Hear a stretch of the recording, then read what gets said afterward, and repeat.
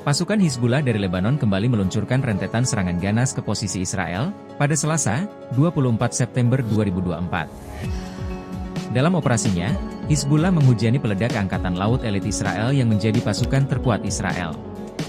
Akibat serangan tersebut, sirine peringatan di wilayah Atlit dan Neve yang menggema untuk pertama kalinya sejak 5 tahun terakhir.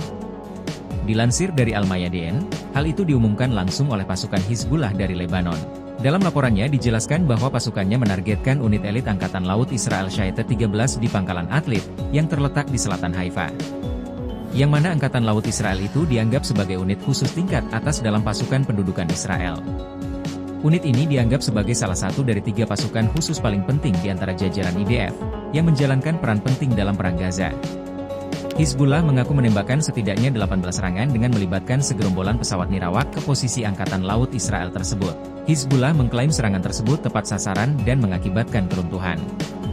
Selain itu, sirine peringatan menggema di wilayah Atlit dan Neve Yam untuk pertama kalinya sejak 5 tahun terakhir.